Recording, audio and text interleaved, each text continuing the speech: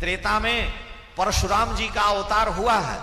परशुराम जी ने अवतार लेकर के 21 बार क्षत्रियों का संहार किया है, लेकिन परशुराम जी ने रावण के साथ कोई किसी भी प्रकार से उसे दंड देने का विधान नहीं किया, न उसको कोई समझाने का प्रयास किया। समझा सकते थे, परशुराम जी भी तो भगवान के अवतार हैं और हम लोग कहते हैं, लेकिन परशुराम जी ने जान रहे हैं वो भी ईश्वर के ही अवतार हैं, दिव्य शक्ति संपन्न है। उन्होंने 21 बार क्षत्रियों का संहार किया है, जो निरपराधी अपराधी थे उनको भी। लेकिन परशुराम जी ने कभी तलवार लेकर के या फरसा लेकर के रावण के पास जाके नहीं डांटा कि हम तुमको मार देंगे, तुम ऐसा उपद्रव क्यों करते हो। कर सकते थे लेकिन नहीं किए। क्यों? ब्राह्मणवाद को लेकर के कि रावण भी ब्राह्मण है, हम भी ब्राह्मण। बहुत से मूर्ख कहते हैं कि रावण ब्राह्मण है, ऐसे ऐसे लोग हैं।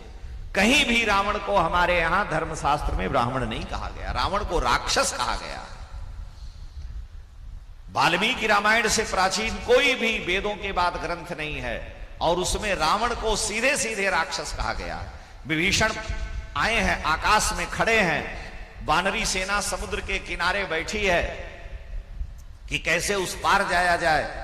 इसी बीच में आकाश में अपने 4 मंत्रियों के साथ विभीषण आए। रावण ने लात चला करके अपमानित करके विभीषण को निकाल दिया।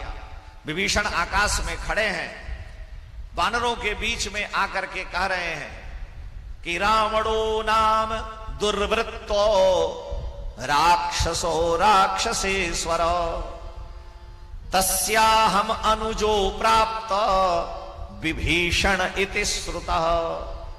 हे वानरों, हे रघुनंदन, हे श्री राम, रावण नाम का जो दुर्दांत राक्षस है, विभीषण कह रहे हैं, रावणो नाम दुर्वृत्तो राक्षसो राक्षसेश्वर, राक्षस है और राक्षसों का स्वामी है, स्वयं आतंकवादी है और आतंकवादियों का लीडर है। और रावणो नाम दुर्वृत्तो राक्षसो राक्षसेश्वर तस्याहम अनुजो प्राप्त। मैं उसी रावण का छोटा भाई हूं, राक्षस का, और मेरा नाम विभीषण है। विभीषण ये नहीं बतला रहे हैं कि हम बड़े साधु हैं, हम लंका में बैठ करके राम राम करते हैं, राम राम ते सुमिरन कीना हृदय हरस कवि सज्जन चीन्हा, ऐसन हट करी हूं पहचानी साधु ते हो इन कारज हानि। हनुमान जी साधु कह रहे हैं और विभीषण कह रहे हैं मैं रावण का भाई हूं। ये नहीं कह रहे हैं कि हनुमान जी की दृष्टि में हम साधु हैं। विभीषण कह रहे हैं उस राक्षसों के राजा राक्षस रावण का मैं भाई हूं, यानी रावण को कहीं ब्राह्मण नहीं कहा गया।